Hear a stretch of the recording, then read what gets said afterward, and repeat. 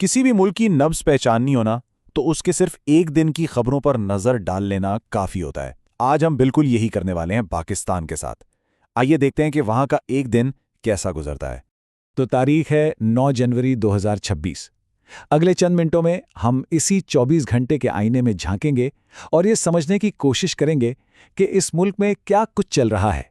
तो क्या ये पाकिस्तान में एक आम सा दिन था? सवाल तो बहुत सीधा है, लेकिन इसका जवाब हमें बताएगा कि जो दिन बज़ाहिर आम लगते हैं उनमें भी कितनी गैर मामूली बातें छुपी होती हैं। तो चलिए शुरुआत करते हैं दिन के पहले बड़े वाक़े से। एक ऐसी चीज जिसने पूरे खित्ते को हिला कर रख दिया, एक ताकतवर ज़लज़ला। दिन का आगाज ही एक कुदरती आफत से हुआ। मुल्क के शुमाली इलाकों में 5.8 शिद्दत का ज़लज़ला आया। अब इसका मरकज़ तो ताजिकिस्तान की सरहद के करीब था, लेकिन इसके झटके इस्लामाबाद से लेकर स्वात तक महसूस किए गए।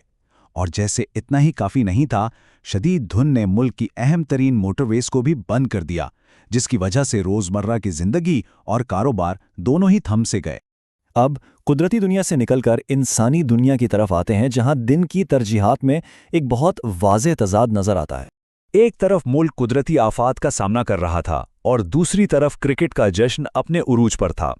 पाकिस्तान की सबसे बड़ी T20 league Pakistan super league यानी PSL की नीलामी हुई और इसमें एक टीम 185 करोड़ रुपए की रिकॉर्ड कीमत पर बिकी। इसी नीलामी से सियालकोट और हैदराबाद की दो नई टीमें भी लीग का हिस्सा बन गई।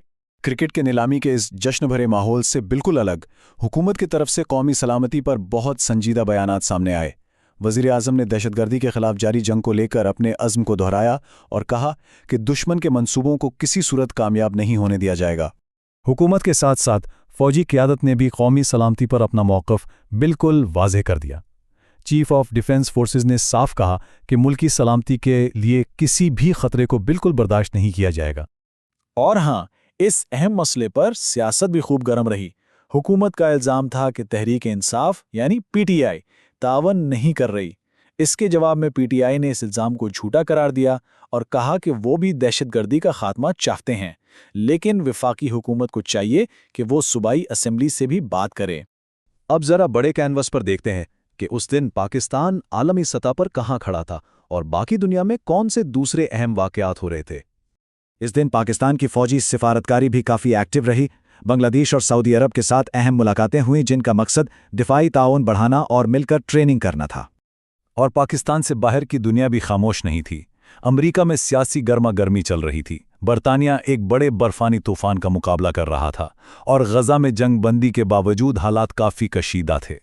चलिए अब वापस ज़मीनी हक़ाइक़ की तरफ आते हैं। मुल्क के अंदर जहां अफराद और कम्युनिटीज़ की अपनी कहानियां चल रही थीं। कराची में लोग सड़कों पर निकल आए थे। एक डकैती की वारदात के बाद वहां के रिहायशी बेहतर सिक्योरिटी का मुतालबा कर रहे थे। उनका गुस्सा इतना शदीद था कि उन्होंने मुकामी पुलिस ऑफिसर को हटाने तक का मुतालबा कर डाला। दूसरे बड़े शहर लाहौर में एक अलग ही हंगामी सूरत हाल थी। वहां एक फैक्ट्री के ऑयल टैंक में आग लग गई और फायर फाइटर्स उसे बुझाने के लिए जद्दोजहद कर रहे थे। लेकिन इन तमाम बुरी खबरों के बीच एक उम्मीद की किरण भी नजर आई। ईरान में अगवा की गई एक पाकिस्तानी खातून को कामयाबी से बाजियाब करा लिया गया, जो कि सिफारती और ज़ाती कोशिशों की एक बहुत बड़ी कामयाबी थी। और आखिर में इस तमाम पेचीदगी और कशमकश से भरे दिन के बाद एक चीज़ थी जिसका नतीजा बिल्कुल साफ और वाज़ेह था। दिन का इख्तिताम क्रिकेट के मैदान से एक अच्छी खबर के साथ हुआ। पाकिस्तान ने श्रीलंका को दूसरे T20 मैच में 6 विकेटों से हरा दिया। ये एक ऐसा नतीजा था जिसने दिन भर के वाक़यात को एक फैसला कुन मोड़ दिया। तो ये सब कुछ देखने के बाद सवाल फिर वही है, एक दिन की खबरें किसी मुल्क की क्या तस्वीर पेश करती हैं।